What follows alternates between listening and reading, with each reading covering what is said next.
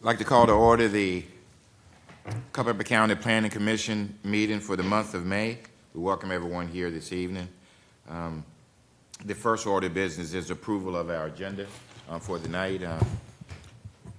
Your pleasure? So moved. Second? Second. All in favor, aye? Aye. All opposed, likewise. The agenda has been approved. Approval of our minutes from our March 12th meeting. Chair, entertain a motion. So moved. Okay, second? Second. Okay, that will, don't need a vote, and that will be put to record. Now, we go to our new business, and the first case, Neil? Yes, Mr. Chairman, we have case U2254-25-1. It's a request by Lindsay Ward for a conditional use permit to allow the construction and operation of a kennel and boarding facility per Article 3-2-2.11, kennels and boarding facilities, and in accordance with Article 17, conditional use permits of the zoning ordinance. The property is zoned A1 agricultural and is located off Yellow Bottom Road, Route 620 in the Stevensburg Magisterial District. It's found on tax map 68, parcel 43A. And if you will, Mr. Chairman, I'll just give a brief summary of the case. At your places, just to back up a second, at your places, I've placed Article 17 use permits from the top of that article, the authority to issue, basis of issuance. I won't read that, but just keep that in mind when you're making your decision. As you can see on the board in red is the subject parcel. It is indeed zoned agricultural. It's 47.64 acres. Article 3 lists conditional uses, and in the A1 district, this is, permitted under a conditional use. The definition of a kennel, according to Article 2, is 5 dogs. There's quite a bit more than that in this kennel, so it is commercial in nature, although we believe the applicant has, put forth some things to mitigate that. The adjacent zoning, as you can see across the road, is RA, with some commercial services down at the intersection of Route 3 there to the southwest. The rest of the parcels to the east and south are forested parcels that were recently in Pardee Curtin land. There you go, Pam. And I believe they're replanted. The density of the area as far as residential use is limited, but there are those rows of houses there at the curve on Yellow Bottom. We have an average daily traffic count of 1,300 vehicles, and speeding right along. Those houses are approximately 700 or 800 feet away from the proposed kennel site. The kennel site is about 330 feet to the road there. The main concerns with this application, if I summarize them, would be potential nuisance ordinance violations from noise, and there is an element of safety involved as well with the dogs. Staff does recommend approval, and we would ask that you would consider in your motion including some version of the following conditions, Mr. Chairman. And there are 6, and if you'll bear with me. Number 1, the site shall be developed in general accordance with the tendered concept plan dated 2/19/2025, which is on the screen. Number 2, a vegetative buffer shall be reserved and maintained, or adequate screening in accordance with Article 33 landscaping ordinance shall be required between the proposed kennel area and Yellow Bottom Road prior to commencement of kennel operation. And the thinking on that is, on that condition, is largely sound abatement. There are forested trees there. I've been on the site. They're approximately like 12 feet tall or so. Condition number 3, all VDOT standards shall be met and a VDOT land use permit shall be required prior to the issuance of a zoning permit for the kennel operation. If you'll notice in the VDOT comment letter, there was concern about the entrance location and site distance. Please be aware that, it's stopping site distance. That's measured from the center line of the road. And after speaking to the engineer of record, Mr. Baines, and you can see on the screen as well, when you're sweeping to the northeast in that curve on Yellow Bottom Road, if it were to turn out at the site plan stage that entrance wouldn't be adequate, they feel like that they could realign that entrance to address that concern that was raised by VDOT. So that's number 3. Number 4, there will be no commercial breeding of animals in association with this kennel use. That was in the application that they do not intend to breed animals. Number 5, there shall be no commencement of operations until after the proposed single-family owner's residence receives occupancy permit, and that's just one threshold. It could be set at another time. Furthermore, the conditional use permit shall remain valid only if the given owner of the property is also the kennel operator who shall reside on the same parcel as the subject kennel, which translates to, this would be a transferable property. However, in staff's opinion, if the owner is on a given operation and does live there, that it tends to be more oversight. This parcel does have division potential. I just want to make you aware of that. And I don't believe that you would want to see necessarily a standalone kennel out there. And then number 6, and this has been brought to our attention by Mr. Zegley, who's not here, among others. And this is a weak statement, but I'll go ahead and read it. There shall be no outdoor noise from the barking of dogs allowed after sunset, which that's not enforceable, and we all know that. Mr. Zegley, if I can paraphrase from him, he suggests dogs must be kept indoors after sunset. And then I also would share that in the A1 zoning district, the nighttime permitted decibel levels is 65 decibels. That begins at 10 p.m. and oftentimes in the winter that's much before, it gets dark before then. In discussions with the engineer of record, they're open to however you guys want to frame that on the fly, possibly a lower decibel level. Anecdotally, I looked up, a German Shepherd barks at 80 decibels right next to you. And as I mentioned, the road's 300 feet away, the houses are 700 feet away approximately. And there is a vegetative buffer, along that stream and in the form of, trees that have been planted by the timber company. With that, Mr. Chairman, I believe the applicant is present. Well, I don't believe, I know. And unless you have any further questions, I'll stop talking. Okay. Is the applicant represent? If you come forth and give your full name for the record, please. Of course. My name's Lindsay Ward. Okay. Yes. Well, first start off with public speaking's hard, so give me some grace here. My husband and I are the applicants on this. We currently own a dog training facility in North Carolina where we specialize in dog training obedience pets. So we've been doing that for a little over 11 years, both together. So we have a lot of experience in not only dog behavior, handling dogs, training dogs, of course. We are also business owners, so we have 11 plus years of owning a business, operating a business, employees, the hiring process, so on. Before we started the training business, I did work as an animal control officer for the county that we currently live in. I also do still sit on the board for the aggressive dog appeals there with the county, so I am actively involved with that county as well. Excuse me. Before that, I was an animal control officer for Fairfax County here locally.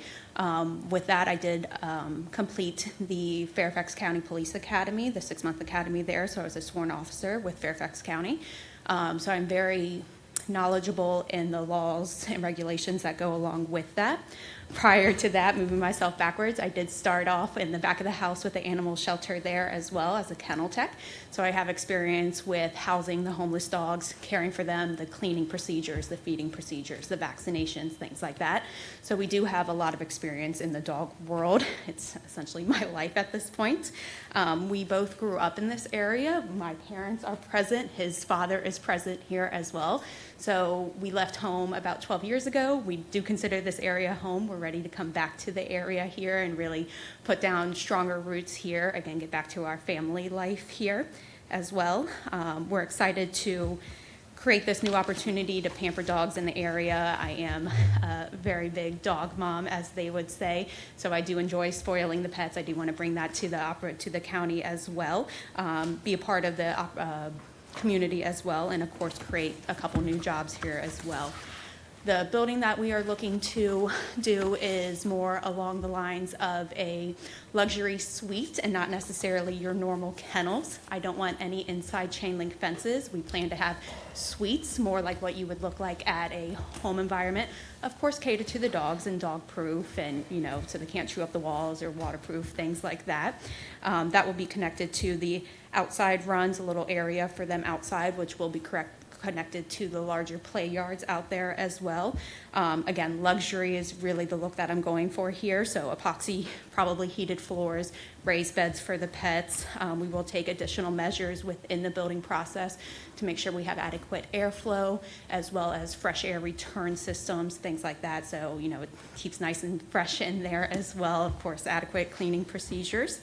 When we first started this, my big point was I wanted to live on site of the boarding facility as well. That was one of my main things. I wanted to be on site, not only for convenience, of course, but more safety. That's a big part of our business, of course, is the safety of the animals, so we would be right there if needed.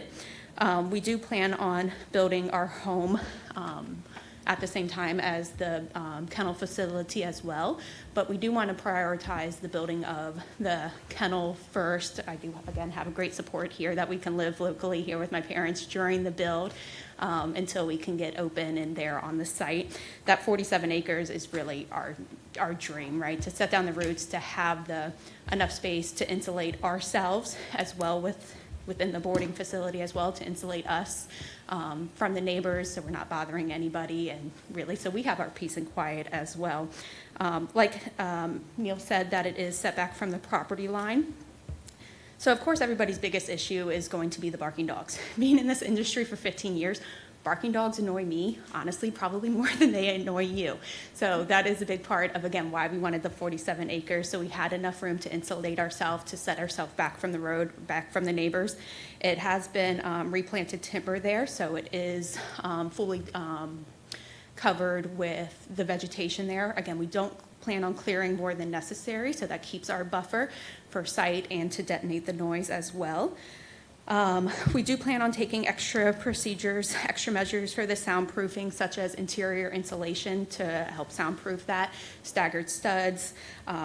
Whenever the dogs are outside, they will always be supervised, so any nuisance barking can be immediately addressed. Again, nuisance barking really bothers me as well.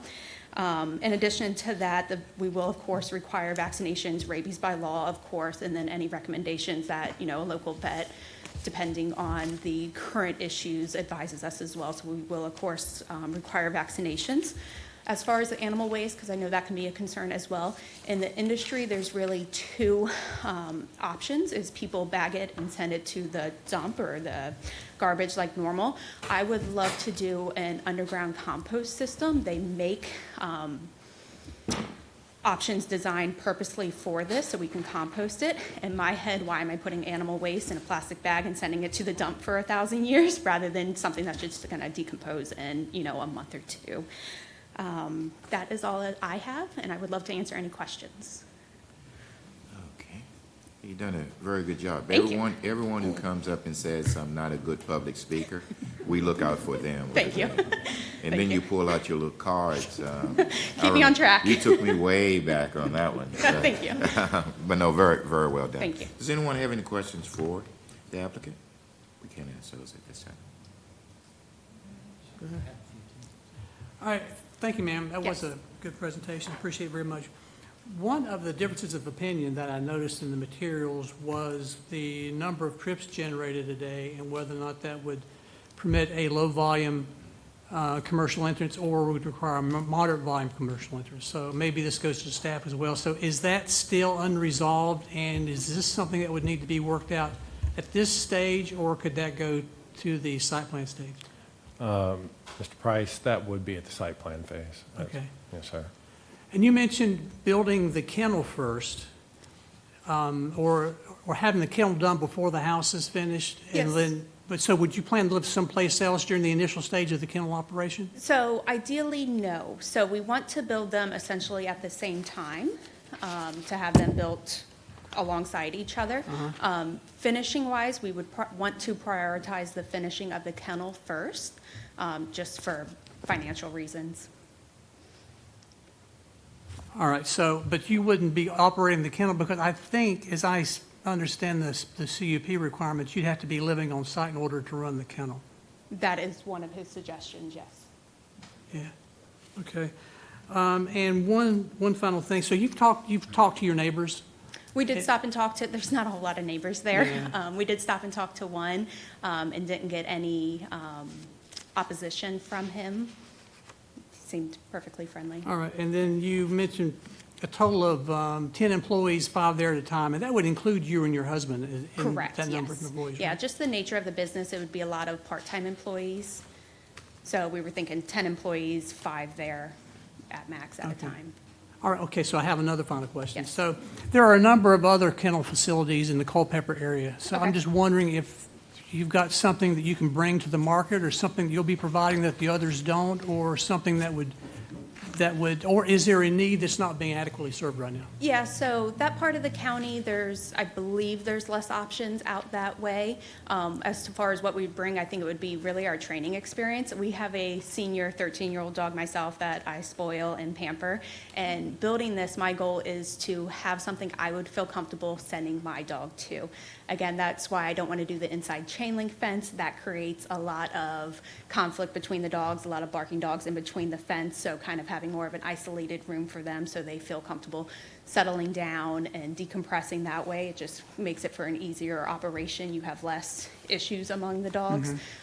So again, more of the luxury feel for that. And then, of course, our training experience comes into play with that. We get a lot of dogs that we train that go to boarding facilities or doggy daycares or what have it, that they come back with more issues than what they went with.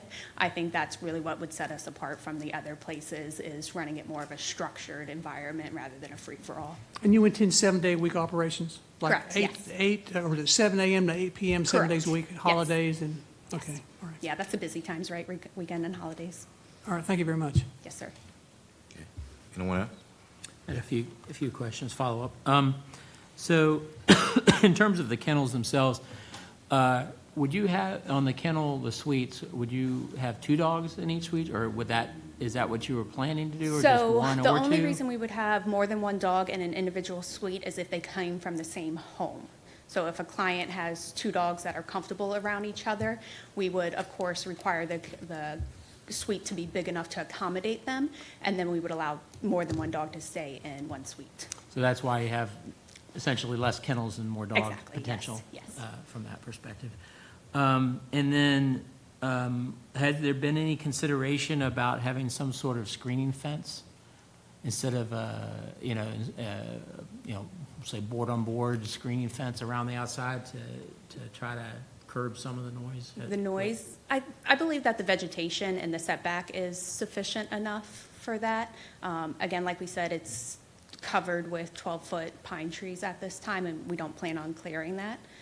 So outside, it would be just your typical fence outside to contain them when in the play yard.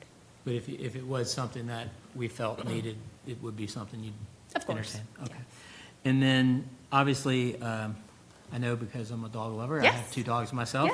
Yes.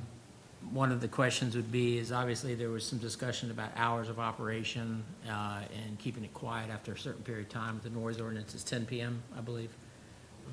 So obviously, limiting it to 7 would be difficult because the dogs usually go out before they go to sleep. Correct. You know, so, but you could limit it to 10, but they still may end up having a need to go outside at some point. So I guess that's where I was thinking about, you could have, if the noise got too great, you could have Right. an option to do the screening wall. Yeah, so we would do last potty time probably around, 8, 9, 10 p.m. The only time that I would see us letting out a dog later than that is if it's a senior dog that needs to be let out, and at that point, it wouldn't be like we're letting out all the dogs at once, right? It would probably be an individual potty break where barking would be very minimal. And then, in terms of the price point, what were you thinking? Given the other surrounding kennels and things like that, you know, from a competition standpoint, what were you thinking in terms of a price for a suite? So it depends on the size of the suite, of course, ranging from 45 to 65 a night for the suites. And would there be somebody in the facility while the dogs are there? Or would- During the day, of course, In the evening? and then us living on site, so we wouldn't have an Okay. overnight employee. Okay. Yeah, I just didn't know if it was going to be like something that you would check in on them during the evening, or they're just basically from 10 to 7, they're by themselves? Yeah, so pretty much. that's the benefit of us living on site is we can check in. Okay. And then just a comment on the entrance there. I do think it would be beneficial because if you're going, I guess if you're going south on, you come in and it's a kind of a hard turn to turn south because you're also going on that curve. It could be beneficial to have a larger throat. Okay. So as you come into the site, have a longer distance before you turn to go up. I would Right. recommend doing that. Okay. It does look like from a sight distance standpoint, you're at a high point. So you should be able to have adequate sight distance from there from a horizontal or vertical standpoint. I would just give you a little bit more room there. I can see why the building is located where it is, given the steep slopes and multiple areas throughout the site. So that's all I have. Thank you. Okay, thanks. Ms. Thorne? Yes. All right, nice presentation. Thank you. And I guess I'm a little naive. You're going to train the dogs to do what? So we don't plan on doing any training at Oh. this facility yet. In North Carolina, where we currently live, we own a dog training business there. Okay, so they're just being boarded or housed while somebody goes on out of Correct. town? Yes, correct. Okay, all right, so it could be any breed of dog then? Correct. Okay, all right, and are you comfortable with the 6 conditions that Neil read off as far as, because one of them was that you have to live on the property and you need the OP in the house before you can start operating the Yeah, kennel? that's the one that I would ideally. Thank you. Thank you, Mom. Ask for an extension, why we're building the process, maybe a condition of be in the house within 6 months of opening. Again, just financial restraints. This is going to be our income, this is going to be our livelihood, so that would be our priority. But I'm not opposed to that condition. So it can be left in there, and then you have to massage it later? We'd have to, we'd have to Okay. abide by it, yeah. Okay. And then what about the idea that at night the dogs go indoors? Correct, yes, They yeah. will? Yes, they will. Because I don't think we had that. Yes, the dogs will be closed indoors in And that the would be, evening, we could overnight add that hours. to our condition list. Yes. Okay. Okay, that's all I had, thank you. Okay. Just to clarify, they would periodically go outside. They just wouldn't be permanently kept outside. Correct. Night, all night, right. Correct, okay. yeah, of course. Mr. Wilkes, did you have any questions? For that, go ahead and we'll make this one route around. I looked up your operation in North Carolina just to get a feel for it. I was Okay. impressed. I can Thank tell you. you do care for the dogs. Thank you, of and course. It's exceptional. Probably the biggest concern, and I know there's not a lot of homes around there, but we are developing a growing county, and you could see homes being built in that area. The buffer that's there right now, what are the constraints as far as the buffer goes for a type of property like this? Do we have an answer to that at all? Does anybody know? What is the minimum buffer? Sir, there's no minimum, when you speak of buffers, unlike uses are often buffered against each other, but there's no set buffer that would apply to this, and as part of this process, if you Since feel noise is buffer. probably the biggest issue anybody's going to have, would there be a way to add into a condition of making sure the treed buffer would be maintained as long as the kennel is being used? Is that reasonable, or? Yeah, along the property line, yeah, Yes, definitely. and that way, nobody can come in and knock all the trees down Right. and all of a sudden have a problem. with the neighbor, Exactly. so. And I do believe that's captured in number 2. It is, okay. Yes, sir. And then, Did you have any issues with your neighbors at all in the North Carolina facility? No, we actually do board and trains currently, where we keep the dogs in our home. And again, we've been there for 12 years. We live in a normal subdivision, and we have never had any complaints or any issues with our neighbors there. Okay. Yeah, your reviews were all very positive. you. I think Yeah. only one 4-star. Oh, thank you, thank you, So, thank you. thank you. Okay. So you voluntarily said you'd be willing not to have commercial breeding. Is that going to limit your goals in any way? Not at all, Or is that not your not at all. focus? No, with my history and working in animal shelters, that is not something that I'd ever be interested in, is breeding operations. Okay. All right. That's all I have. Thank you. Okay. So what's the plan in terms of handling discarded feed, food, dog food, cat food? So we would like the owners to provide the own dog's food so it doesn't upset their stomach. So ideally, if there's any extra food, it would be sent back home with the owners. If we do have extras, I would just put it in the garbage, would be the standard. Just my concern there is wildlife, rodents, pests. Yes. The current operation that you're running, have you ever had any violations, None. suits? Okay. No. Yep. And then outside lighting, in your application, you mentioned that it will be downward facing, automatic, and then turned off after hours. Correct. But if you're taking dogs out at night, We would likely turn them back on while we're doing that. Again, after hours, especially after 10 p.m., I would find it rare that we would let a dog outside after that hours, again, unless it had a medical concern that it needed to go potty in the middle of the night, something like that. okay. And then in terms of security to the facility, I mean, what's that look like? Is there cameras, lock and fence? I Yes, mean, we'll what have we- lots of cameras, of course. Again, I want to be able to monitor the dogs 24/7, right? And then, of course, we'll have locks and typical security. Okay. Have you had any discussions up to this point with the electric company in terms have of not. availability? I Because have that's not. been an issue in general with several other projects Okay. and timelines and taking excessive amounts of months to even Okay. get lines run. Okay, yes, I have not. Okay. Yeah, thank you. Eli? Excuse me, the composting tank you're talking about, what's the size of that? Does it require a drain field or anything like that?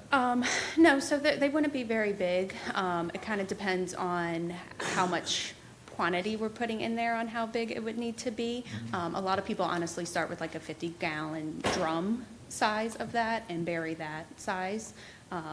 Again, if we find we needed 2 of them, that would be it. So And is nothing that pumped significant. out? Like how, is it just compost and then you do what with the compost? Yeah, we would likely either discard of it or put it back to the dirt. Okay, Yeah. thank you. That's all. Okay. All right, thank you very much. Thank you, sir. At this time, we now open the public hearing. If anyone would like to speak to this application, just raise your hand, be recognized by the chair, and come forth and give your full name for the record. Okay. I saw the missus said, raise your hand. She's okay. All righty. Good evening. Thank you for having me here. Yes. My name's William Jenkins, and I reside at 22374 Yellow Bottom Road, which is a property directly across from where the wards are to build the proposed kennel. So, first off, I'm not against neighbors. I welcome the wards as a neighbor. My concern You, is just speak to the commission. Okay. Only to us. You can Okay. only speak to us, okay. My concern is the location of the kennel. Now, earlier in the discussion, Lindsay mentioned that she was by and visited with the neighbor, and that was me that she talked to. When we talked originally, my understanding was the kennel was going to be in the proximity where the house proposal site is. So it seems that that's been reversed, and my concern is the noise more so than anything. We've had the property there in the family since 1977. We've lived there full-time since 1987, and, you know, you want to get out to the country, you want to get out where it's quiet, and you can sit on the porch and enjoy yourself, but, you know, everything's building up around us, and that's the way it goes. But my concern is I don't want to be sitting on the porch here and barking dogs all the time. If there's a way to take care of that and prevent that from happening, that's great.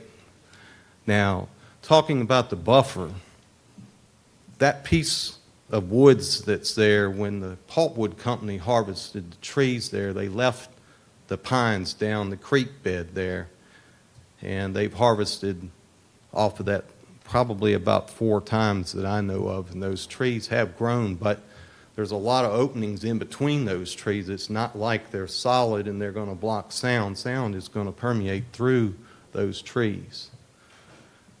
That property was leased to a hunt club, and we've heard dogs running way beyond where that kennel site is, running deer, plain as day. So I don't know that that buffer is going to be a solution to the problem. So the proximity, the corner of that kennel from our property straight over there is about 700 feet, somewhere in that neighborhood. Now, I do have some illustrations here that I want to share.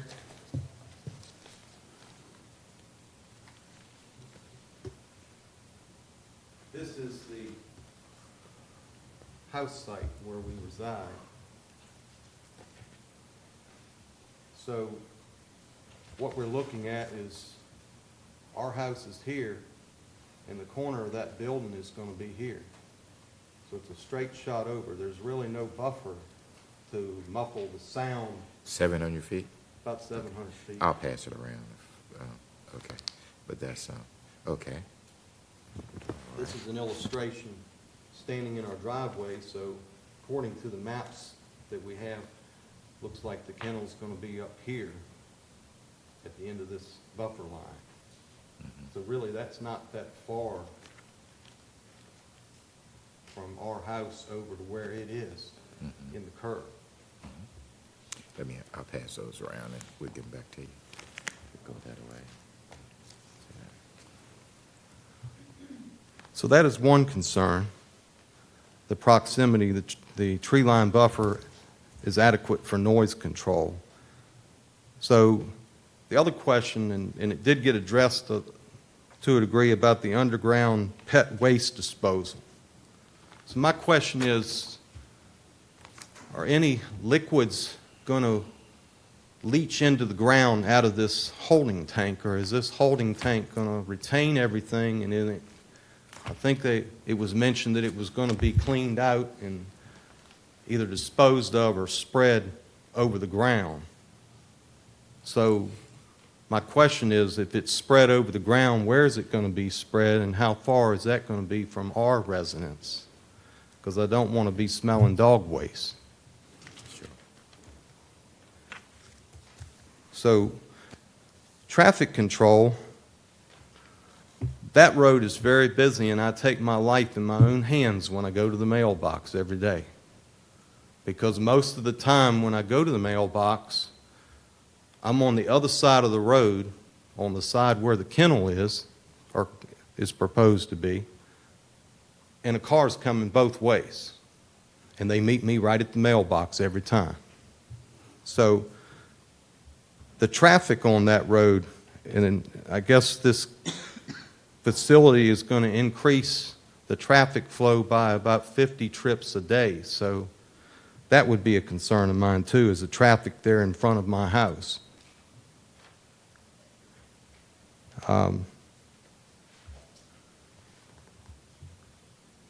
So it was mentioned about the kennel would be closed at night, and I believe the owners are going to reside on the property, which we talked about, but nobody is going to be in the facility at night, so that will not be monitored, or there won't be a person in the facility physically 24/7.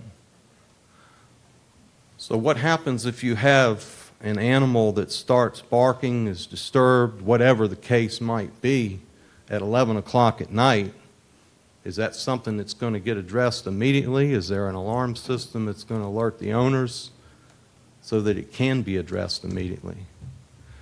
There's one thing we do have in our residence. Sometimes there's somebody sleeping in the daytime and up working at night, or vice versa. So it's important that the noise be under control, because if I'm trying to sleep during the day or something, I don't want to be disturbed by that noise. My thinking, and again, going back to when they visited with me, was the kennel would be on the back end of the property where the house is, and I'm thinking, well, that's going to be back there far enough off the road, far enough away from our residence that we would not have an issue with the noise. The water source, you're going to have up to 60 animals there that you're going to be watering on a daily basis. So what kind of pull is that going to pull from the water, the groundwater? Because there'll be 2 wells on that property, one at the residence and one at the business. So that would be a question of mine, is how much water usage are you going to have?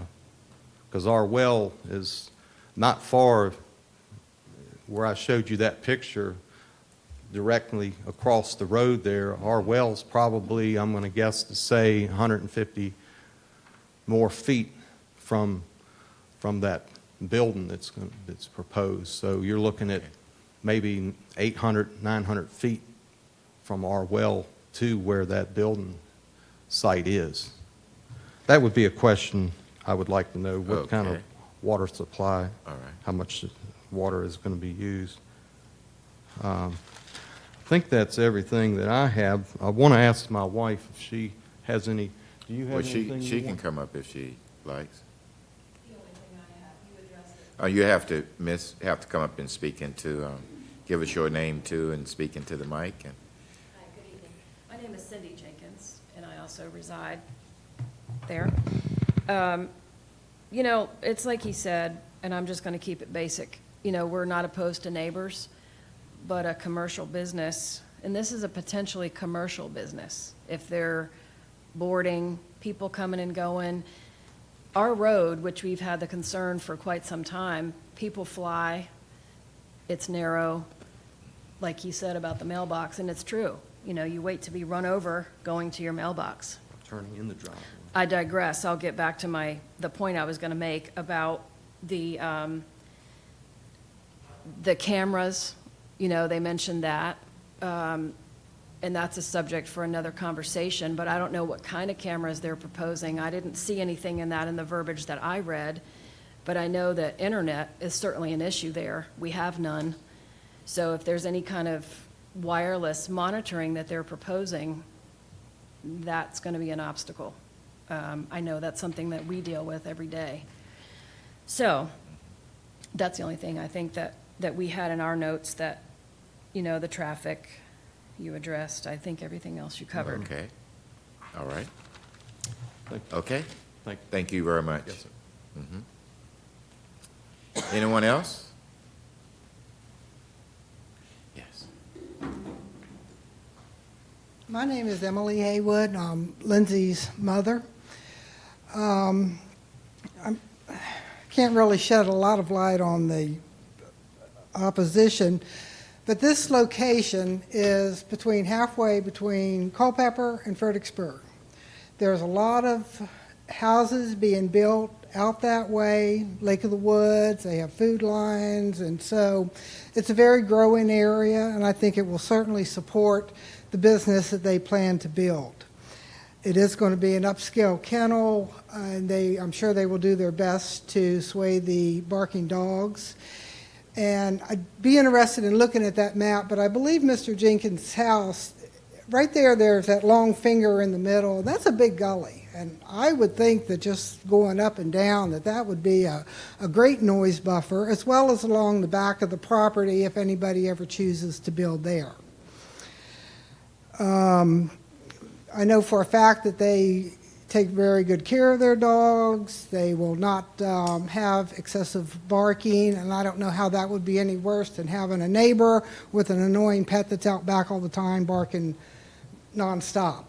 I think that there's a big distance there, and I just don't see where that's going to be a major issue with them being that far away.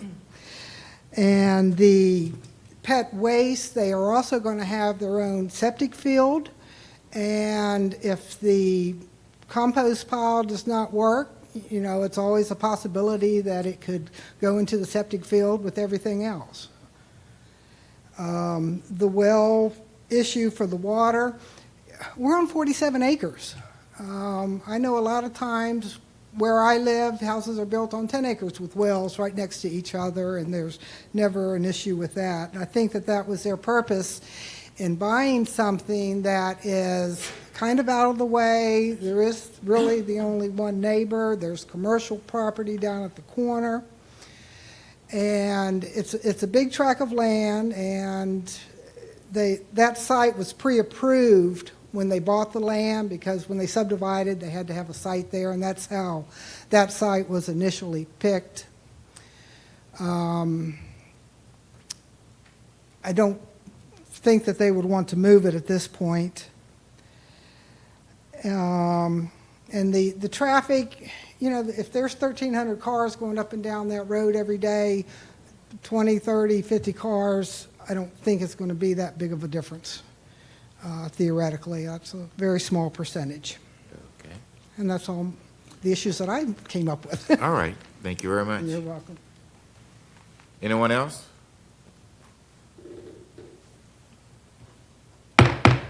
Declare the public hearing closed.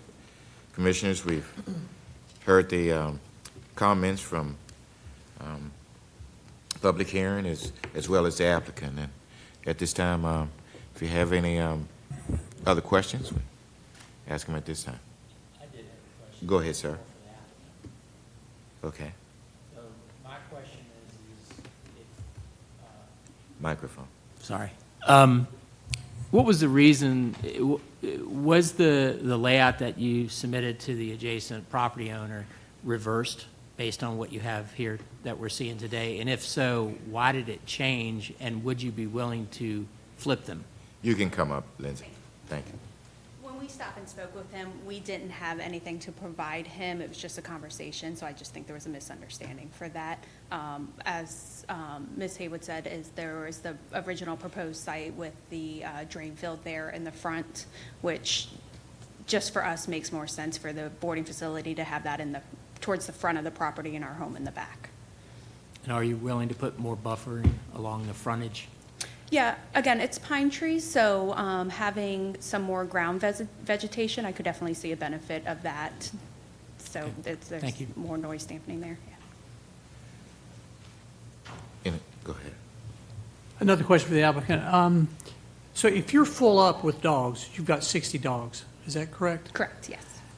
So if you're full up with dogs, then typically what's the maximum number of dogs that would be outside exercising at any given time? Right, so we have plans for 2 play areas.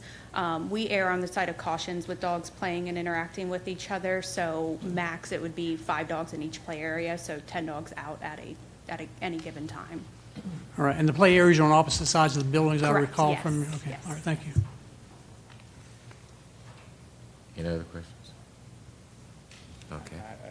Go ahead. Just for staff, was I correct that despite the fact that across the road, there's a village center zoning and a commercial services zoning, as far as transportation goes, this still isn't in a specific study area or a recommended area that's requiring any improvements at this time? No, sir. Okay, thank you. Okay, we've, you can be seated at this time. At this time, the chair entertain a motion. Ms. Thornhill? I'd like to make a motion for case number U-2254-25-1, conditional use permit for a kennel and a boarding facility to be recommended for approval to the Board of Supervisors. I want the conditions, though. all the conditions that Neil talked about. And then I wanted to add conditions that there shall be additional buffers and fencing along the play area. And those other conditions include that the owner must live on the property, and you must start when the residence gets its OP. All VDOT standards must be met. The vegetative buffer will be added to the existing that's there. And those are the 6 items you had. I added the fencing and additional buffers along the play area. Does everyone, Okay. anyone else have? You want the number 6 over in there? Number 6? There should be no outdoor noise from the Yes. barking dogs. Yeah, the dogs have to go That's it. inside at night unless they have an emergency to go out. So we're changing the wording on 6. Okay, well, let's leave I it mean, like I'm it ju- says there, because I don't have that in front of me. I wrote it. What does it say there? There shall be no outdoor noise from the barking of dogs allowed after sunset. But if we left it like that, I would recommend let's rely on the noise ordinance. No, to- because I have seen, no, the noise ordinance is very unenforceable. The deputies come out at 10 o'clock at night, and they tell whoever to stop, and the motorcycles keep running. So I don't think the noise ordinance is enforceable. Okay, well, you have a motion, that was a Yes, I don't have a suggestion. second, no. Do we have a second? Second. Okay, any other discussion?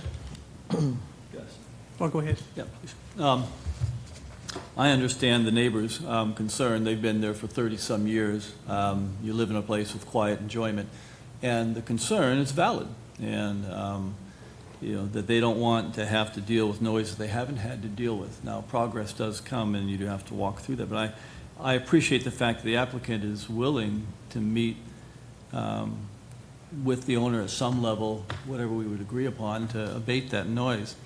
Maybe some way of defining that in a way which would be adequate for the current neighbor, that he would know, have a level of confidence that that noise issue is being taken care of, would be valuable. I think that's what you're speaking to, Cindy. So how would we Yeah. define that a little better for the neighbor, the existing neighbor who's been in Culpeper for 30 years? And I think you can say that it cannot exceed the decibels per the noise ordinance that we have, but the better solution, more enforceable one, is you can't leave the dog outside, or that they can't be opening the outside area. Right. So I would tell you that the only thing the neighbor could do would be to call the deputy.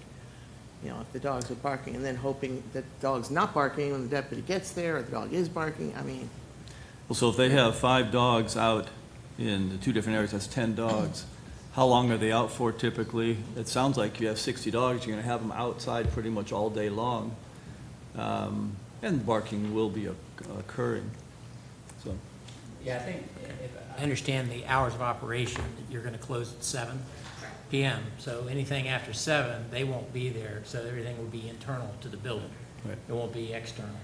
If they did have to go out, an emergency type thing, they would go out and let them out. But I think up until 7, I think the additional screening wall around the external play area would be helpful, as well as additional vegetation and trees along the frontage of the property to help screen the existing neighbors. And I think that should be somewhat clearly defined so we don't create problems with neighbors in the future. Yeah. And if we can define that a little clearly, so the neighbor who lives there right now would have a level of peace in that, and then you would know what to expect in meeting that need. I think the other thing that could be added is monitoring internal to the building. It's kind of almost like, I'm not saying your child monitors for children, but basically you could have a monitoring system that would basically, you'd be at your house and hear what's going on from that perspective. It could be an additional security. And I think, measure go to ahead. help. They do make Help. noise monitoring as well, that if it reaches a certain decibel, it will notify. And I think, we have a motion, and it's been second, and we're in that discussion period right now. But one thing is that in the beginning of the applicant's presentation, they did mention how much of a good neighbor they wanted to be. Right. And noise was something that, they would focus on. And actually, I think the Jenkins, I think it is, who live, they actually going to be closer to the kennel than the applicant. So I think that is, and I think that's a reason, for that too. But that's something that when we talk about the vegetation and your neighbor, I think it would be a good idea to definitely talk to them and make it as comfortable as it possibly can, because I live not far from a kennel myself, and well, not far. No, I live far from a kennel, and I can hear the dogs at times, depending on which way the crow flies, they say. So, so that is going to be a very important thing when it comes to this. So, motion on the floor. Any other discussion? I'd like to amend the motion for one thing. Can I do that? Yes. We can, and then we go back and have the person who seconded it. Go ahead. Uh-huh. All right, so you want to make a condition that says, in the site plan process, you will put the additional screening, and then you will also show the fencing around. I'm sorry, you will also show the fencing around the play area. Yeah. Ms. So that's in addition to the, Okay. in the site plan. Ms. All right. Thorne, could I ask for a little specificity in terms of that fencing and for noise abatement or an Yes. opaque fence, or what are we talking about? What kind of fence? I think it should be a noise abatement type fence, whatever type that is. Okay. Okay. It's going to be a screening fence and then also the buffering. The screen, the buffer, and the noise abatement components. Okay? And I think the applicant understands what we're trying to reach, and I think that would make your neighbors a lot happier also. Okay? You have to second. Now, Second. it's been amended. Do we have a second to the amendment? The person? Okay. All right, been probably moving second. No other discussion. All in favor, aye? Aye. All opposed likewise? Okay. Then we'll send it forward with a recommendation of approval. Okay? All right. That ends that case. And Mr. Jenkins, your information there.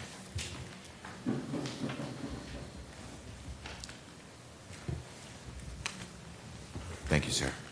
Okay, sure. No, we haven't. He didn't ask.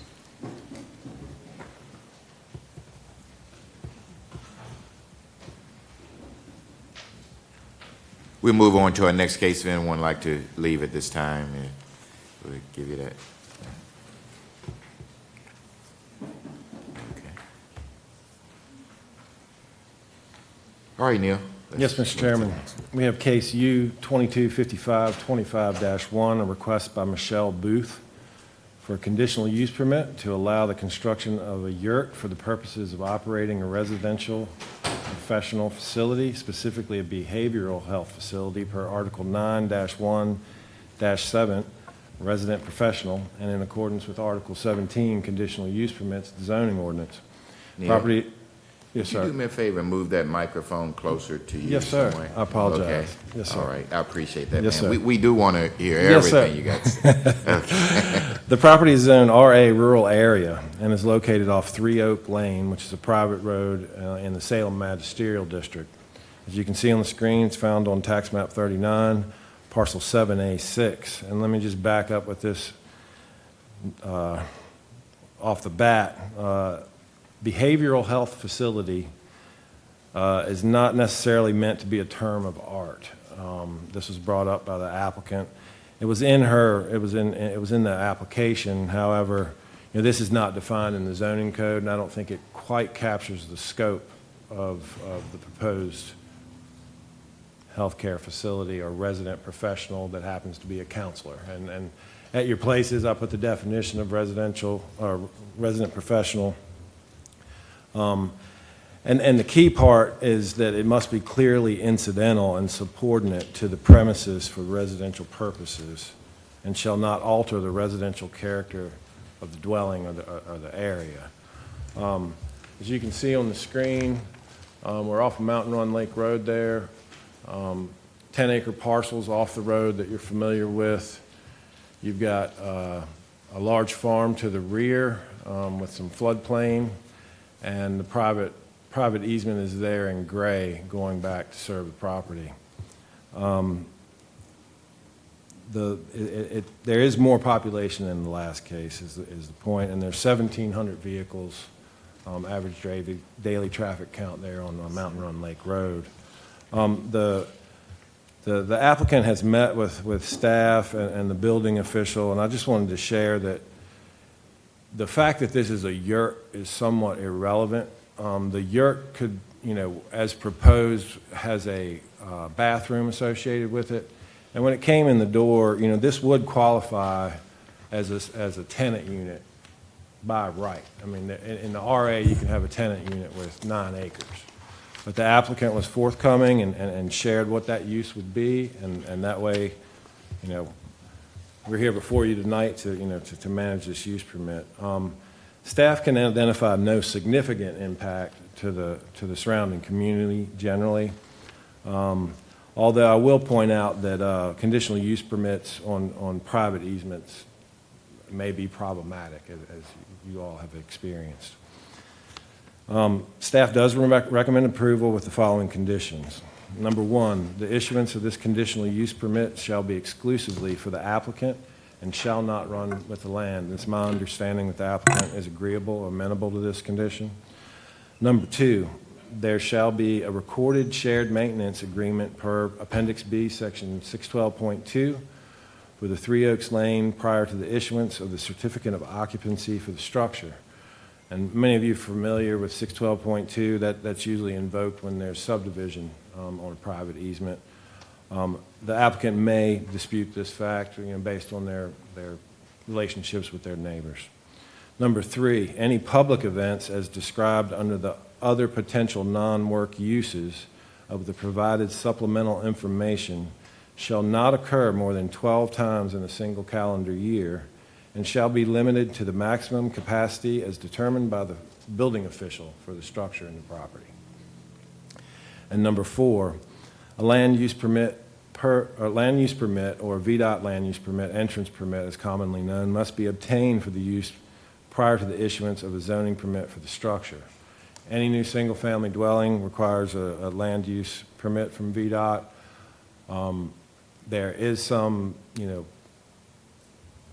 applicant can expand further, but there is some concern that in the VDOT comment letter that there was a requirement to pave the entrance or possibly improve it. It's not clear whether the applicant has the ability to do this or that it is merited, but I always go with VDOT recommendations at some level, sir. And so those are the 4 conditions, and I'll be happy to answer any questions that you may have. Okay. All right. We're going to ask the applicant at this time is the applicant or representative for the applicant? Okay. If you want to come forth, please, and give your full name for the record and any comments you'd like to make. Michelle Booth. Okay. Nice to meet you. Okay. Nice to Anything meet you would like to add to what Mr. Drumheller has already? Yes. So Neil, thank you. Neil's been really helpful because I'm brand new to all of this. It was the first time I'm speaking before a formal group of people. He suggested that maybe we put some of the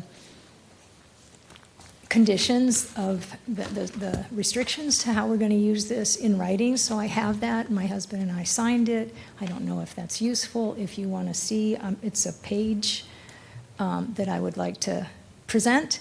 And we have a copy if you wanted to look at it while I'm speaking. Otherwise, we can leave a copy here. I'm not sure of the process. Well, but you have it if you want to. I have it. We'll give you a minute or two just to give us the information that you have. Just Okay. Give it to us. Okay. Okay. So first, I have to use part of my minute, because this will give me the courage to speak, is I am Michelle Booth, LCSW. That's been my professional identity for years, and I have just recently changed it by using a graphic artist who is helping me rebrand myself, and now I am Possibility with Michelle Booth. And the reason, this is the heart and soul of why I want to build this yurt, is because I specialize in helping people recover from lifelong trauma, and in an office setting for an hour to come in for a session and try to resolve this, like, just debilitating PTSD or results of early childhood trauma. You cannot do it after work in an hour. And so I have been in practice about 20 years, doing trauma recovery work about 15, and my clients need, I've been renting space from other people to have a quiet space that they can come to. When we moved to Culpeper 4 years ago, I thought this property, we could build on a part of this property a structure that would allow me to bring people to like a retreat type of space and a quiet space, and where they could spend a half a day or a full day working on their trauma. So that's what drove me to build this yurt. So now I'm going to read my statement. So the purpose is for occasional use. It's not for regular use, because the business of the yurt is occasional intensive therapy work. I am semi-retired, so I want to work part-time, and I only have a caseload of 6 to 8 clients at any given time. And of that, maybe 1 or 2 in an entire year is appropriate to do a therapy intensive. So I was calculating out if that tripled, right? If instead of 1 or 2, we end up with 2 to 6, the trips in and out would be 1 person driving 1 car in and out, 2 trips on our property. That adds up to 6 to 12 times per year. So that is the entire business use of that yurt. And I'm making a big investment to have the yurt, because I think it's just a beautiful structure to do this type of work in. And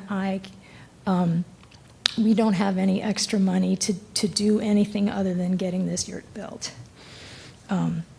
So the 6 to 12 times a year, it's not any major impact on the road, our private road, to the other people that, in terms of maintenance, and there's no noise, additional noise that's created by that.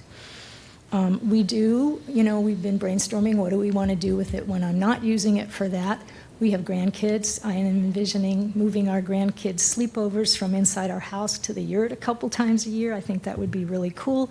We host potluck dinners for all of our neighbors on the road to come over to our house, and I think it would be fun to do that in the yurt. So it's minimal, because we're retired and we like the peace and quiet of our property, and we don't want to lose that. So I do want to respond to the staff recommendations in the case analysis that Neil just read. So on just the ones that so one major thing that came up is there's no appropriate category with more appropriate recommendations for this type of build and this type of purpose. Like, we don't really fit in the categories that we're placed in. So I just told you what I'm doing there, and it's listed as a residential behavioral health facility. One of my neighbors contacted me yesterday and said, I just saw the announcement. Are you really building a behavioral health facility? I said, no, we're not building a behavioral health facility. So we don't fit in that category. I know that's the best category to put us in, but I just want you, and when you're trying to decide, should we have to fit all of these boxes that we've been asked to fit into that are really a bad fit for us, I'm just hoping that you will take that into consideration. So the road maintenance agreement, we actually went to the county courthouse, and there is a road maintenance agreement already in existence that's been there.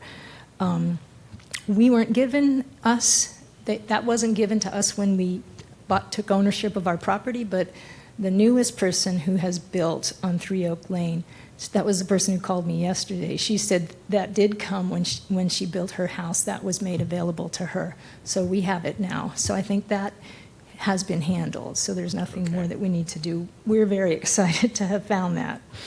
And the recommendation from VDOT to do all this entrance, the LUP, and the entrance permit, meeting all of those requirements, I would recommend that we not be asked to do all of that for this amount of traffic, right? 6 to 12 trips. It just doesn't warrant it.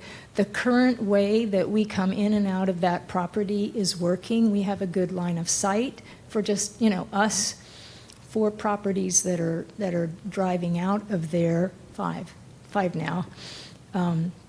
That's not an issue. We're able to do that without any changes, and I'm not comfortable asking my neighbors to. There would be many. Our mailboxes have to move. Power has to move. It has to be totally restructured up at the top, and it would really ruin sort of the rustic feel to that area. And so here's some other things that I wanted to say is what we're not going to, what we're not going to do. We are not building a brick and mortar building. It's a yurt. It's a temporary structure. Life of yurts is 10 years, maybe 15 years. It doesn't have year-round use due to it's a tent-like construction. We are not creating an event venue. We're not building a winery. We are not going to host weddings. No winery, no weddings. We are not renting our yurt house out for like an Airbnb for anyone to come and stay or for day use because we like our peace and our privacy. And let's see, the last one. Oh, yes, I also wanted to let you know that I already have physical therapy space. I have a private practice office in downtown Culpeper and one in downtown Fairfax. So I don't need to see any regular individual clients on my property, nor do I want to bring clients onto my private property. The people that I allow to, that's when I say the number of people who are appropriate for a therapy intensive is 1 to 2 a year because I screen very heavily whether I'm going to work with someone all day to begin with, and then especially on my property. We also have talked to all of our neighbors. Of the 5 neighbors, 4 of them we've had verbal conversations with, telling them this is what our planned use is. They all support it. One of them actually sent us an email message saying that. So that's what I've got. Okay, all right. Thank you very much. You're welcome. Okay. All right, you. Okay. At this time, we open the public hearing. If there's anyone here who would like to speak on that application, please raise your hand and be recognized by the chair. Yes, sir. Come up and give your full name for the record. Speaking to the microphone. Hi, good evening. My name is Terry Weaver. My wife and I own the property really close by to where she's at. I'm just concerned because it's a rural area. We hunt in that area. I don't want to see anybody get hurt by mistake. I do not know how big this structure is going to be. Is that going to lead to another structure being built? And we just have concerns about this being built really close to our place. Okay. Pretty much that's about it. Okay. Thank you. All right, thank you, sir. Anyone else? Declare the public hearing closed. Commissioners? I have a few questions for the applicant. Okay, just go ahead. So, a couple questions. One is I noticed the house, if you can pull the other map up, Neil, where the existing house is. the yurt's being put between your house and the other house, for the most part. Was there any thought about putting it further in the back, like more toward the middle of the site? So you give more separation between you and the existing home? That'd be one question I have. You can, yeah. The placement of the yurt, if we went farther back on the property, it would be harder for people to access the yurt if they have some mobility issues. And it would be more expensive to, I mean, we're hooking up to we're tying into our existing septic system. And it would have just, I would have loved to have buried it in the woods, but it just, for practical reasons and cost reasons, I think engineering, that everybody kept saying, don't take it back any farther than that. And it's not, we right now, the neighbor's barn is about as close to our house as this yurt would be to their house. And there's trees in between the two properties. And I think with the frequency of use, it's not going to be an issue. Yeah, it's kind of hard to see. Yeah, the light-colored tan thing, that's the roof of their barn, I believe. Yeah, I was kind of looking at that open space area, kind of just to the right of your house, above it. But anyway, that was kind of what I was thinking about. The other two questions I had was, one was on the ingress-egress easement document that you found. Mm-hmm. Did you pull the deed for that document, or did your attorney or anybody look at the deed to see what's allowed to be on that ingress? Sometimes the ingress-egress easements are prohibiting any development other than residential housing. So sometimes that deed would restrict it from a legal perspective. I just was asking if that was reviewed. Let me check with my expert, my husband. Okay. And then the third question I had was on security.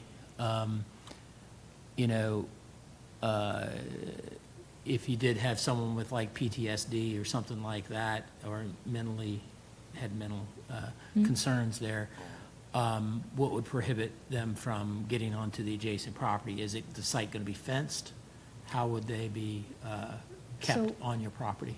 We're not keeping people on the property. They're coming in to receive a session at the yurt while I'm there, and then they're leaving when we're done. So I'm with them the whole time. And like I said, I used to work for Fairfax County. I trained staff on how to be safe around people who are not safe. Yeah, I was more thinking about your neighbor, not you per se. Yes, Yeah, no. So that was just my point is that I will screen heavily, and people aren't coming on my property if I feel that they're unstable and they're going to be a threat to anyone. They're not coming on my property. That was it. That's all my questions. Thank you. Okay. Go ahead, sir. Thank you, Mr. Chairman. Thank you, ma'am. One of the non-work uses that you specifically mentioned in your materials was possibly having somebody to come in and talk about invasive species and look around the property. So if you had an event like that, sort of a formal event that's not related to your profession, how many people would you think you would have in for something like that? So I have a women's group that comes over to my house once a month. And I just started hosting that last fall, and the largest number we've had was 12. The number that I feel comfortable having on the property and having to park them is about 8, or like 8 cars. So whatever I'm going to do, I'm not going to want to do anything that's like never open to the public. I'm thinking, if there's a group, they have a regular number of people that attend, I can let them know we can host something if there's 8 cars showing up. And I don't want to do monthly. I don't want to do anything regular. I just am loving learning how to manage the native plants on my property, and I just thought I would love to partner with someone and have them come and talk to a small group. So that would be the size. Okay, so in the staff recommendations, they mention no more than 12 times in a calendar year for Right. non-work use. Would you be comfortable if that was reduced to, say, 4 times a year? To have a group like what you described with the invasive Well, species? to come in? originally I thought I'm not hosting anything 12 times a year, but then Neil defined if I have a group of, like Can it you sounded speak like. in- Excuse me, can you speak into that? I'm mic, sorry. sir? Okay, no. It sounded like that public doesn't mean general public that you don't know. It could be this group of women. If I moved that group to the yurt, that would be considered a public group, which I don't consider that a public group. But, so that's why I wouldn't want it reduced, because if we wanted to move out to the yurt to meet, it seems like that would be, they're on my property anyway, and if we're not disturbing people, that I would like to have that option. And I think once a month is reasonable. Okay. Would you be seeing your clients primarily during business hours? Would you ever see Yes. clients at night? No, I do see them on the weekends because sometimes, well, actually, I don't have to anymore. I would use it on the weekends because that's when I could rent space. But so it would be sometimes weekend use if that's the only time someone can get there. But I'm not comfortable. It's at night. We're not going to have it as well lit, so it's going to Yeah. be during the day. Well, and you mentioned that some of your clients can be very verbal.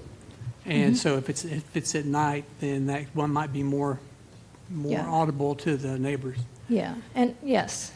So, and a question for staff. The potential non-work uses, she mentioned having the grandkids, let them stay in the yurt. I mean, that's not a non-work use, right? Or a family potluck, that's not a non-work use. Those wouldn't be governed by No, the sir. CUP. No, sir. No, sir. That- All right, so what she's describing, like the groups that she would host out at the yurt, would that still be permissible under the CUP? Does the CUP lock her in to using the yurt for sort of formal events that are related to a profession? I guess the best way to answer that is, the formal events, yeah, I mean, if it was advertised, I think the intention was that this wouldn't grow into a wedding event venue or Yeah. something like that. I mean, I'm not saying, that it would, given the applicant. But to answer your question, no, it would be hard, it would be difficult to parse out, these groups as to whether, they were public or private in the first place. And, I would think it would have to be complaint-driven. There would have to be issues that had been raised by the neighbors for me to even investigate that. As a Well, zoning it'd administrator. be impossible to enforce unless you did get complaints.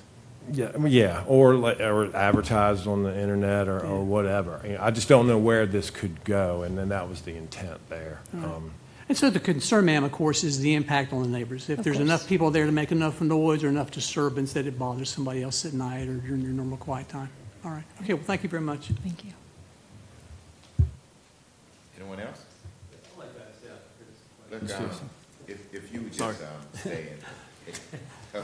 By the way, I really appreciate your heart in wanting to help hurting people. If more of us were willing to do that, we could make this world a much better place. So thank you for that. Agreed. Thank you. Do you meet some of those, do you do this right now at your home? Do you have people come to your home for an extent during the day at all? Have you ever done what you're talking about before at your house? I have a couple times, I have an office in my house. Okay. And I occasionally work with people that I've been working with a really long time. And I one time, this person needed a session. Right. And I wanted to do it in person, so I took them into my house. And now, when they need a session, they come to my Culpeper office. Okay. So in theory, you could do that without the yurt at some level. The yurt would make it more convenient, make it more Not so much easier for them? convenient. I want the separation between my private residence and my business work. Okay. That's important to me. So we're looking at 2 to 6, 7, 8, maybe 10 times a year that you would be doing something like this. If you retired and were no longer in this line of work, what would the yurt be used for then? How would that be handled? well, I'm not going to retire in the Well, next I 10 understand, years. Jill.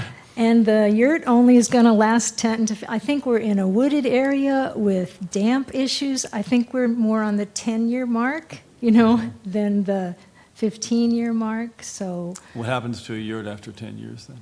well, I'm guessing I'm guessing it gets moldy, and not the canvas, but the cover tends to sort of degrade a little bit. I'm guessing So it'd that's have what to be happens. reconstituted or torn down?